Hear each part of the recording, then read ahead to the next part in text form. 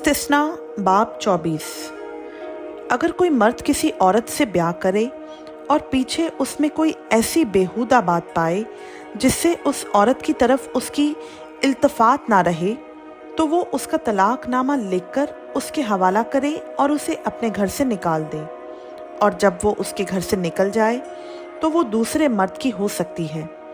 पर अगर दूसरा शौहर भी उससे नाखुश रहे और उसका तलाकनामा लिखकर उसके हवाला करे और उसे अपने घर से निकाल दे, या वो दूसरा शौहर जिसने उससे ब्याह किया हो मर जाए, तो उसका पहला शौहर जिसने उसे निकाल दिया था उस औरत के नापाक हो जाने के बाद फिर उससे ब्याह ना करने पाए, क्योंकि ऐसा काम खुदाम के नज़दीक मकरूह है। सो तू उस मुल्क को जिसे खुदाम तेरा खुदा मिरास के तौर पर तुझको देता है गुनहगार ना बनाना। जब किसी ने कोई नई औरत ब्याही हो तो वो जंग के लिए ना जाए और ना कोई काम उसके सुपुर्द हो। वो साल भर तक अपने ही घर में आज़ाद रहकर अपनी ब्याही हुई बीवी को खुश रखे।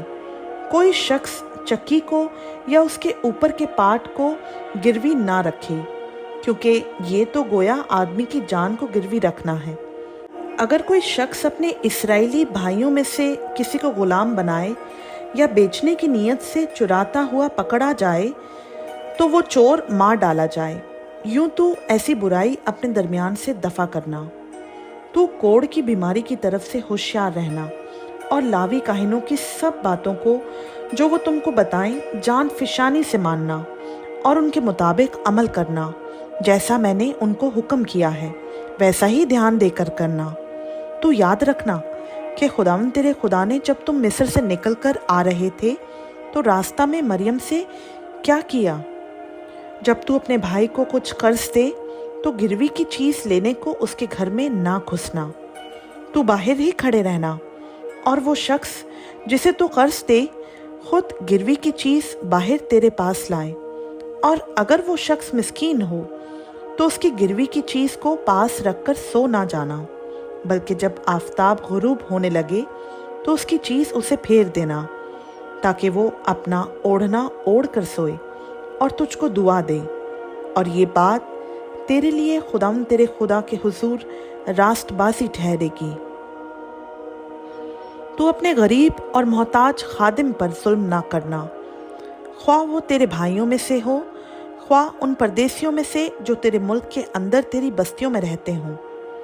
तो उसी दिन इससे पहले कि आफताब गुरूब हो उसकी मजदूरी उसे देना, क्योंकि वो गरीब है और उसका दिल मजदूरी में लगा रहता है, ताना हो कि वो खुदावंद से तेरे खिलाफ फरियाद करे और ये तेरे हक में गुनाह ठहरे।